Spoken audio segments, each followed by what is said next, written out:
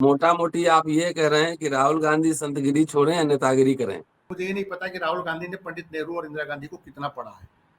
अगर पंडित नेहरू और इंदिरा गांधी की रणनीति को अगर पढ़ा होता उन्होंने, महात्मा गांधी को पढ़ा होता, तो मुझे लगता है कि संगठन को कैसे स्ट्रॉन्ग किया जाता है वो राहुल गांधी को समझ में आता। कांग्रेस के वर्कर 20-20 साल 30-30 साल तक वहां किसी कंस्टिट्यूएंसी में क्यों काम करेंगे, जब उस कंस्टिट्यूएंसी में विधायक जो 12 साल रह गया, 10 साल रह गया, 15 साल रह गया, उसकी वाइफ जो है उसको टिकट दे दीजिएगा, बाद में उसके बच्चे को टिकट दे दीजिएगा, और उसके बाद जो आम वर्कर है, डिस्ट्रिक्ट डीसीसी के जो अधिकारी है, पीसीसी के जो दूसरे अधिकारी जो 20-20 साल 15-15 साल 20-20 साल से चाहे 10 साल से कार्यकर्ता बन के वहां पे काम कर रहे हैं, उनका कंसिडरेशन ही नहीं करेंगे।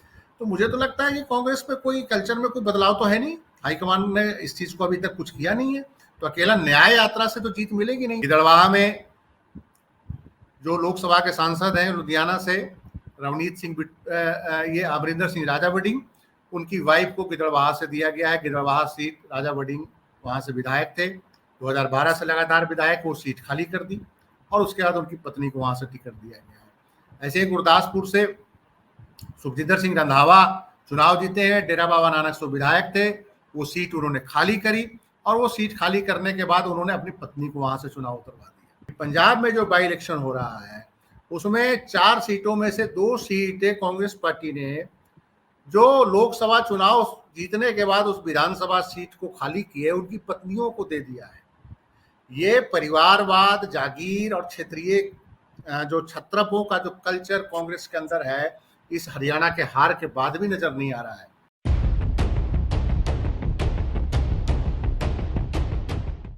झारखंड और महाराष्ट्र में अभी विधानसभा का चुनाव है, चर्चा उस पर नहीं हुई, लेकिन 13 राज्यों में 47 सीटों पर बाई इलेक्शन है, उपचुनाव है विधानसभा का।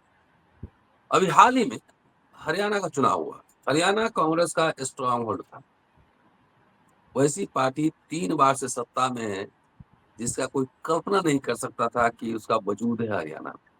कांग्रेस चुनाव हार गई। पंजाब में भी चुनाव है, बाई इलेक्शन है वहां पर 4 सीटों पे, और मध्य प्रदेश में भी 2 सीट पे शिवराज सिंह चौहान अब केंद्रीय मंत्री हैं, उनके विधानसभा सीट पे भी चुनाव है। क्या शिवराज सिंह चौहान का बेटा वहां चुनाव लड़ रहा है, उनका भतीजा लड़ रहा है, भांजा लड़ रहा है, कौन सा चुनाव लड़ रहा है? चर्चा होगी रणनीति पे। आखिर बीजेपी रणनीति बनाने में कैसे आगे है कांग्रेस से, जो कि बार बार शह और मात के खेल में कांग्रेस को पटकनी दे रही। दोस्तों, रतनलाल बोल रहा हूं और आप देख रहे हैं अम्बेडकर नाम।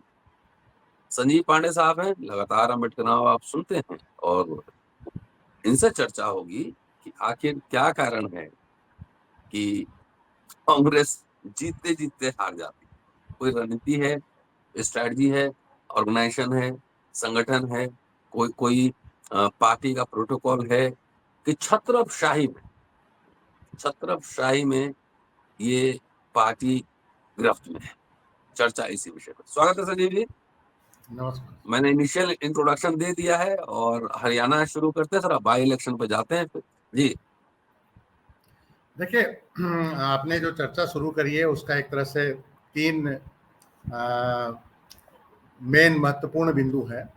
पहला बिंदु है कि हरियाणा इलेक्शन जीतते जीतते हारे, क्यों हारे, क्या इसके लिए ईवीएम दोषी था या इसके लिए छत्रपशाही दोषी था? कैंडिडेट्स क्या कर रहे हैं, कैंडिडेट्स क्या कर रहे हैं ये बताइए। हारे वो हुए मैं बताता हूँ।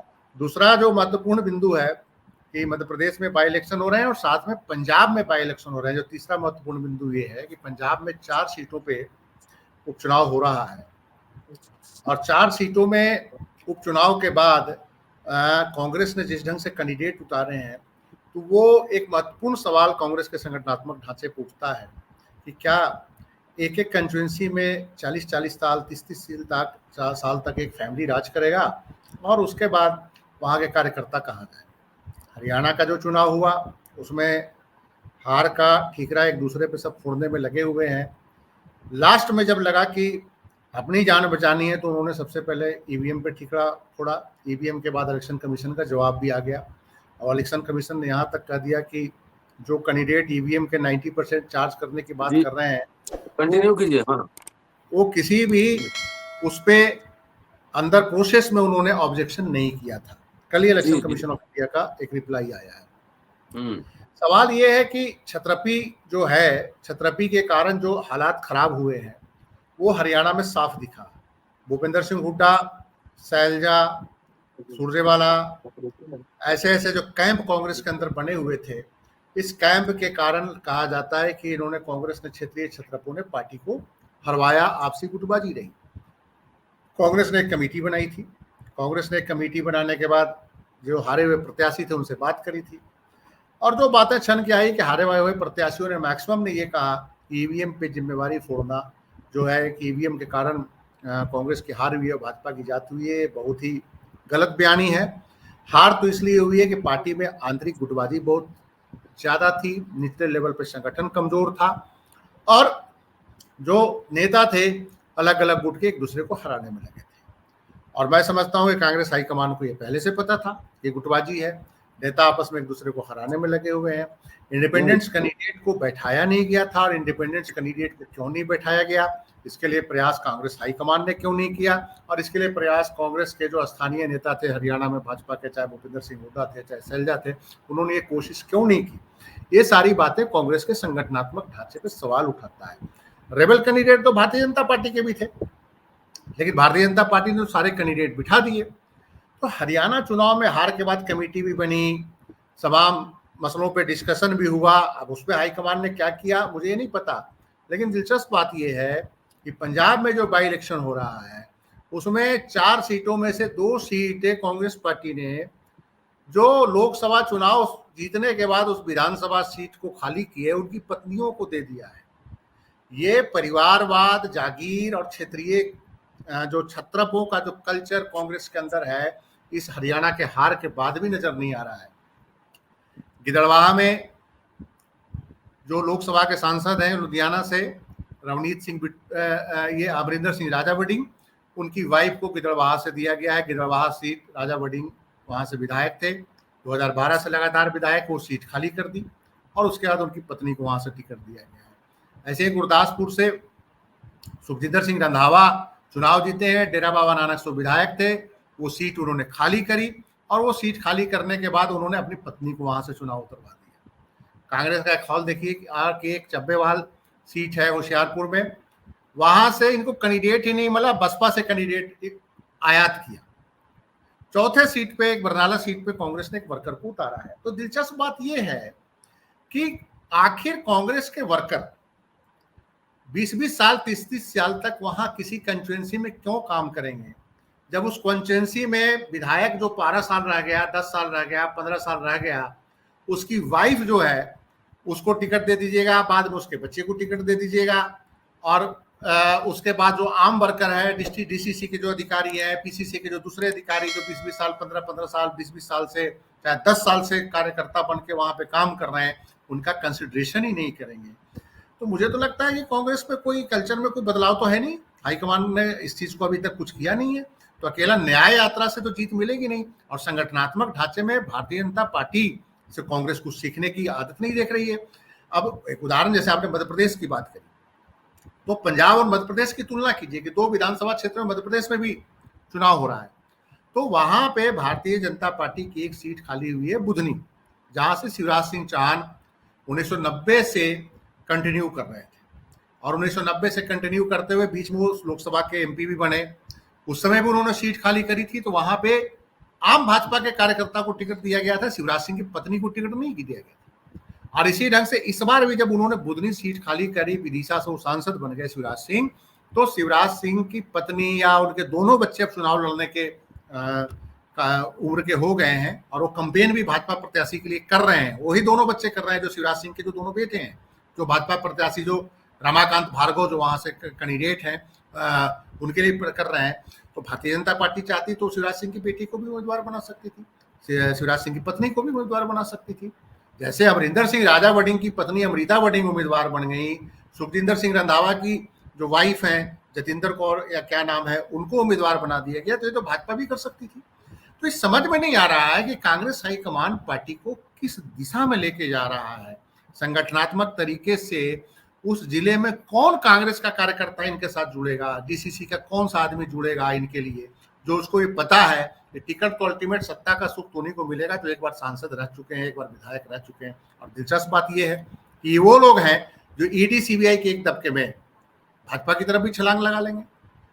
जो प्रदेश कांग्रेस अध्यक्ष है राजा बडिंग, जिनकी पत्नी को टिकट दिया गया है, उनके खिलाफ जब विजिलेंस की इंक्वायरी दो आम आदमी पार्टी ने शुरू करी थी, तो उनके बारे में कहा जाता था कि रात के अंधेरे में टोपी लगा के, पगड़ी उतार के टोपी लगा के वो मिलने गए थे भगवंत मान से, सीएम से, कि मेरी जान बख्श दो, क्योंकि वो ट्रांसपोर्ट मिनिस्टर थे। राजस्थान के कुछ कांग्रेस लीडरों का को टेंडर देने का मसला था, उसके खिलाफ एक विजिलेंस की इंक्वायरी खुल गई थी। ऐसे ही कांग्रेस ने रवनीत बिट्टू को खड़ा किया था, जो भाजपा को सुशोभित कर रहे हैं, आपके सामने है। वो बेअंत सिंह के पोते थे, उनको यूथ कांग्रेस का प्रेसिडेंट बनाया, ऑल इंडिया यूथ कांग्रेस का प्रेसिडेंट बनाया, 3 बार सांसद बनाया।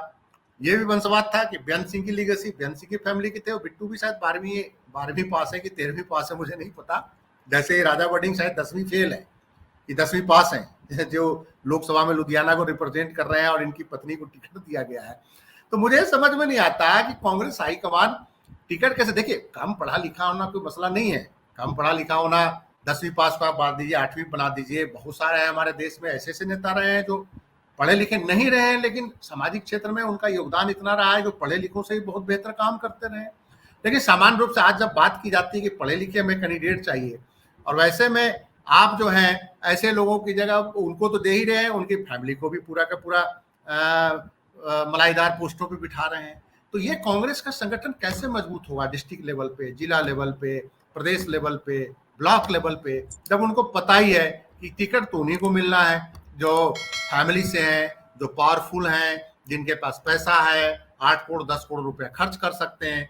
तो ये कांग्रेस के लिए एक बड़ी समस्या आ गई है कि मुझे लग रहा है कि अभी भी कांग्रेस हाईकमान या हाईकमान के इर्द गिर्द जो संजीव जी, एक सवाल मैं आपसे कर रहा हूं, और ये वीडियो छोटा ही बनाएंगे, बहुत ज्यादा इस पे नहीं, बहुत बार बार एक बात कही जा चुकी है। राहुल गांधी संतगिरी कर रहे हैं कि नेतागिरी कर रहे हैं? और इंदिरा गांधी से सीख लेना चाहिए। जब 1969 में प्राइम मिनिस्टर बनी थी, उस समय बहुत यंग थी वो। प्राइम मिनिस्टर इसलिए बनाया गया था सिंडिकेट के द्वारा कि इसको गुड़िया है, गुड़िया को हम लोग टैकल कर लेंगे, ठीक है।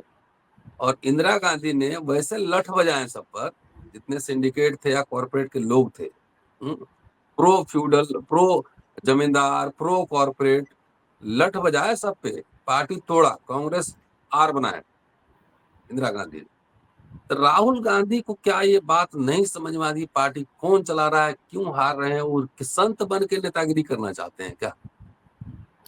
देखिए राहुल गांधी की ईमानदारी पे आप शक नहीं कर सकते, ऑनेस्ट आदमी है उसमें राहुल शक, गांधी।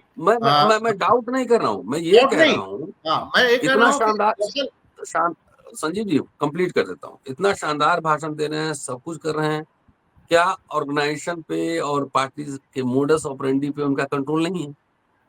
जो देखिए चाहता क्या है, होता है, देखिए ईमानदार होना और अनुभव और सीखने में बहुत फर्क होता है। देखिए पंडित नेहरू की जब आप बात करते हैं, जवाहरलाल नेहरू की बात करते हैं, इंदिरा गांधी की बात करते हैं, तो कोई भी इस देश का ऐसा नेता नहीं है जो उसके मुकाबले आ सके। आज़ादी के बाद जो लीडरशिप जितने भी हुए इस देश के अंदर, तो उसमें पंडित नेहरू और इंदिरा गांधी जो एक प्राइम मिनिस्टर लेवल पे जो उन्होंने फैसले लिए, उसका मुकाबला ना राजीव गांधी कर सकते हैं, ना मोरारजी देसाई कर सकते हैं, ना इंदिरा कुमार गुजराल साहब कर सकते हैं, ना डॉक्टर मनमोहन सिंह कर सकते हैं, ना नरेंद्र मोदी कर सकते हैं। ये सारे जो हैं वो कहीं नहीं ठहरते as a prime minister Indira Gandhi और पंडित नेहरू के मामले में। पंडित नेहरू के जो संगठन को लेकर, एकेडमिक को लेकर और पूरी दुनिया के लेकर जो एक अपनी समझ थी, उनको नरेंद्र मोदी की तरह जयशंकर की जरूरत नहीं थी पंडित नेहरू को। जब विदेश नीति की बात होती है, अगर डिफेंस की बात होती थी तो उनको राजनाथ सिंह की जरूरत नहीं थी। उनको क्या कहा जाता है, विदेश नीति के लेकर, एनर्जी को लेकर हरदीप सिंह पुरी की जरूरत नहीं थी, अश्विन वैष्णव की जरूरत नहीं थी, जो ब्यूरोक्रेट्स, जो कॉर्पोरेट जो प्लांट करता है सरकारों में, ऐसी जरूरत पंडित नेहरू की नहीं थी। ना ऐसी जरूरत इंदिरा गांधी की थी। इंदिरा गांधी के तो 3-4 फैसले देखिए, इंटरनल फ्रंट पे, एक्सटर्नल फ्रंट पे। इंटरनल फ्रंट पे जैसे बैंकों के नेशनलाइजेशन की आप बात कर रहे हैं, आप बात कर रहे हैं प्री वर्ष जो खत्म हुआ था, और आप बात कर रहे हैं क्या कहा जाता है, अगर एक्सटर्नल फ्रंट पे जब बात करेंगे तो आप बात करेंगे कि बांग्लादेश को जो जिस ढंग से उन्होंने एक नया बांग्लादेश का एक वैश्विक मानचित्र पे लाया, ऐतिहासिक मानचित्र पे लाया। जो कभी सोचते थे, अमेरिकन सोचते थे कि दुनिया के मानचित्र पे क्या होगा ये हम डिसाइड करें। ब्रिटेन कहता था कि दुनिया के मानचित्र पे क्या होगा हम डिसाइड करेंगे। फिलिस्तीन को अगर इजराइल बनाना है तो हम डिसाइड करेंगे कि फिलिस्तीन में एक इजराइल बनेगा। भारत और पाकिस्तान का बंटवारा करना है तो यूके डिसाइड करेगा। इंदिरा गांधी ने आजादी के कुछ सालों बाद ये डिसाइड किया कि दुनिया के मानचित्र पे एक बांग्लादेश भी होगा और वो इंदिरा गांधी ने उसका फैसला लिया। अमेरिकन और रशियन सारे बहुत चौके थे कि इस महिला के अंदर इतनी ताकत क्या है, जो देश अभी 15 साल 17 साल पहले आजाद हुआ है, वैश्विक मानचित्र पे क्या होगा उसका एक फैसला ले रहा है साउथ एशिया में। तो इंदिरा गांधी का मुकाबला राहुल गांधी तो कहीं कर ही नहीं सकते, पहली बात। और ना राहुल गांधी में मैं ज्यादा बहुत जानता नहीं है, ना मैं कभी मिला हूं, लेकिन मुझे ये नहीं पता कि राहुल गांधी ने पंडित नेहरू और इंदिरा गांधी को कितना पढ़ा है। अगर पंडित नेहरू और इंदिरा गांधी की रणनीति को अगर पढ़ा होता उन्होंने, महात्मा गांधी को पढ़ा होता, तो मुझे लगता है कि संगठन को कैसे स्ट्रॉन्ग किया जाता है वो राहुल गांधी को समझ में आता है। राहुल गांधी एक्टिव पॉलिटिक्स में 2003-4 से तो होंगे ही, जहां तक मुझे लग रहा है। मनमोहन सिंह जब आए थे, प्राइम मिनिस्टर बने थे, तो जब उस समय एक्टिव पॉलिटिक्स में थे। लेकिन उन्होंने न्याय यात्रा या भारत यात्रा कब शुरू की? वो 20 साल बाद करी। पंडित नेहरू ने अपनी यात्रा कब शुरू करी थी? जेल यात्रा नहीं। पंडित नेहरू 9 साल आजादी के आंदोलन में जेल भी रहे थे, ठगी में नहीं गए थे, आजादी के आंदोलन में गए थे। लेकिन पंडित नेहरू ने 1936 का जब 37 का जो प्रांतीय असेंबली का इलेक्शन हुआ था, तो लगातार 8 महीने पूरे देश को 7 महीने घूमते रहे, देश को समझा था पंडित नेहरू। राहुल गांधी ने ऐसी तो कोई यात्रा करी नहीं आज तक देश के अंदर। हाँ, ये अब 20 साल बाद उनको देश को समझा है। लेकिन देश को समझने से ऐसा नहीं है कि आप संगठन मजबूत कर लेंगे। देश को समझने के साथ साथ आपको संगठनात्मक कौशल लाने के लिए बहुत सारे लोगों से बातचीत करनी पड़ेगी और अपने दुश्मनों से भी समझना पड़ेगा। आपका संगठन जो है, आपका दुश्मन कौन सा है? आरएसएस आपका दुश्मन है। आरएसएस के संगठनात्मक कौशल को समझने की जरूरत तो पड़ेगी आपको, और इसलिए जरूरत पड़ेगी कि आरएसएस कैसे बड़े बड़े क्षत्रपों को निपटा देता है। आप 4 क्षत्रप नहीं निपटा पाए, कमलनाथ नहीं निपटा पाए। कमलनाथ अभी भी राहुल गांधी के साथ मटक के फोटो खिंचवाते हैं। अशोक गहलोत को आप नहीं निपटा पाए। अशोक गहलोत जो है, अभी भी हरियाणा का कोई कमेटी बना था तो उसमें बैठे थे।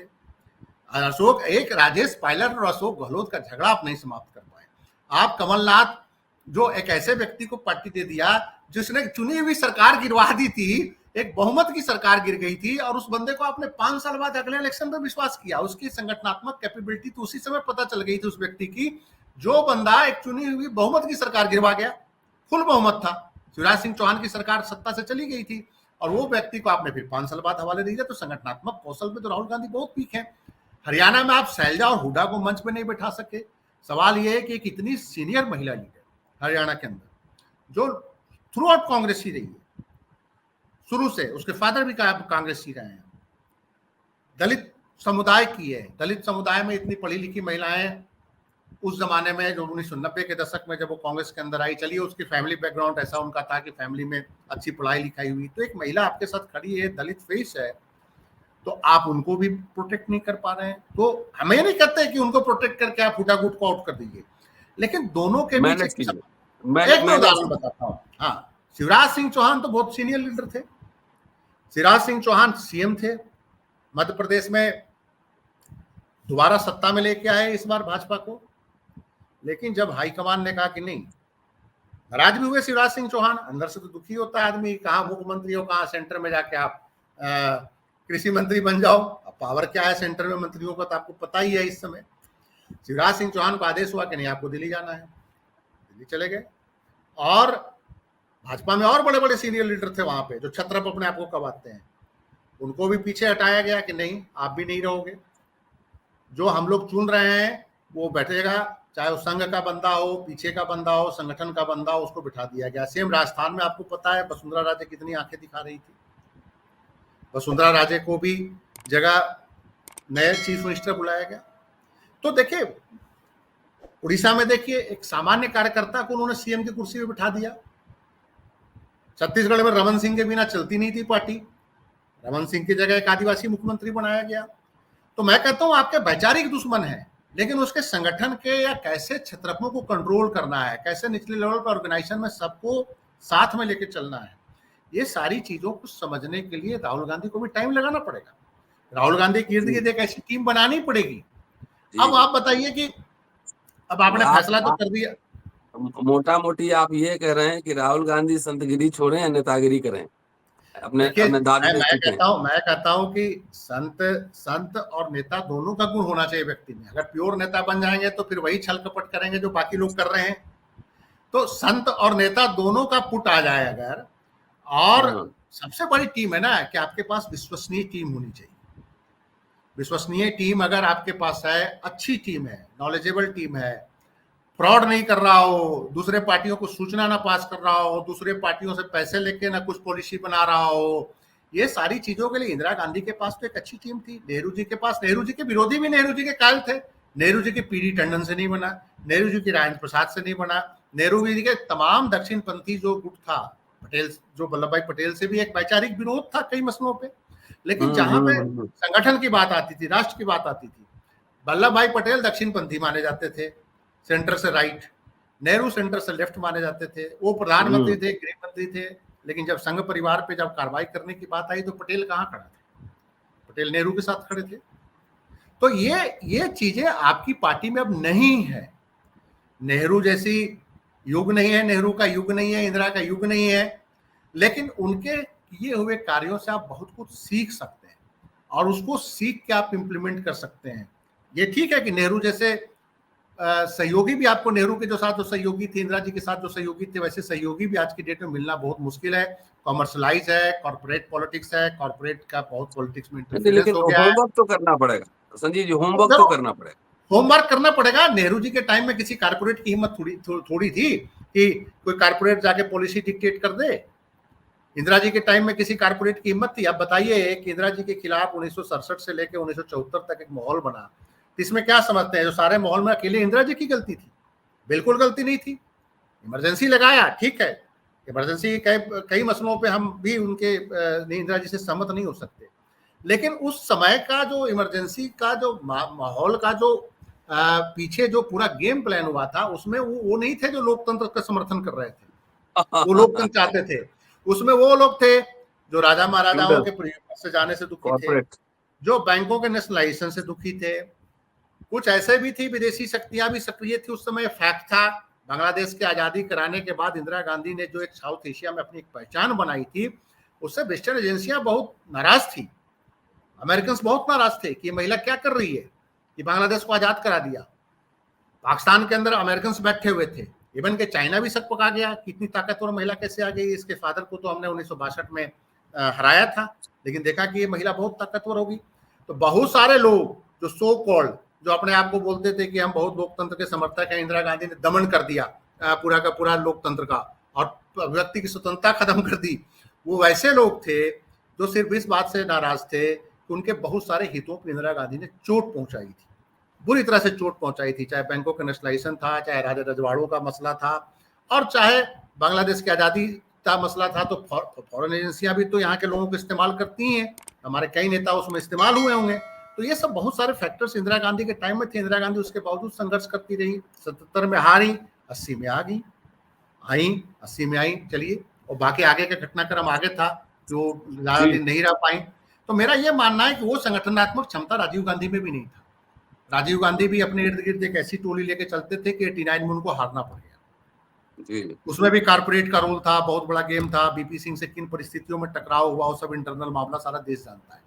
तो मैं समझता हूं कि राहुल गांधी के सारी चीजों पे बहुत गंभीरता से, और राहुल गांधी को क्षेत्रीय क्षत्रपों के परिवारवाद से बचना पड़ेगा। जिस ढंग से हर स्टेट में इनके जो लीडरों ने कॉलोनी बना ली है, ये एरिया मेरा, इसमें कोई कांग्रेस का वर्कर नहीं आएगा, इसमें हमारी फैमिली राज करेगी। जिसमें पंजाब का मैंने उदाहरण बताया, अमरिंदर सिंह राजावड़ी और सुखजिंदर सिंह रंधावा। सुखजिंदर सिंह रंधावा जो है अब कहते हैं कि हमारी वाइफ को लड़ा दो, राजावड़ी कहते हैं हमारी वाइफ को लड़ा दो। फिर बाकी क्या होगा? 117 के 17 विधायक पंजाब में कहने लगे कि अगर मैं रिटायर हो रहा हूं तो मेरी बीवी को लड़ा दो या मेरे बच्चे को लड़ा दो। बाकी वर्कर कहाँ जाएंगे? ये जो कल्चर जो डेवलप हो रहा है, और आपको ये सोचना चाहिए कि आप हरियाणा में 15 साल से राज नहीं कर रहे हो, पंजाब में आप 5 साल से राज नहीं कर रहे हो, पंजाब में आपके सारे नेता भाजपा में भाग गए, पहले रवनीत बिट्टू भाग गए, मनप्रीत बादल भाग गए, कैप्टन अमरिंदर सिंह भाग गए। किस तरह के आपने लीडरशिप पैदा करी थी आइडियोलॉजी के हिसाब से कांग्रेस में? क्या ideological commitment captain Amarinder Singh का नहीं था? मनप्रीत बादल तो चलिए अकाली दल से आए थे, लेकिन गाली देते थे कि हम भाजपा में नहीं जाएंगे। तो ये हर प्रदेश में इनके पास ऐसे लीडरशिप है, ये क्षेत्रीय छत्रप जो है, इन पे ये कब भाजपा में चले जाए ईडी के एक दबके से, ये भी बड़ा डर रहता है। चलिए कुछ उनको मंथन करने के लिए छोड़ दीजिए। बहुत शानदार बातचीत। और राहुल गांधी संत नहीं, नेता चाहिए, नेता। संत भी थोड़ा नहीं, थोड़ा नेता भी। अपनी दादी से सीख लीजिए। शुक्रिया। देखते रहिए अम्बेडकर नामा।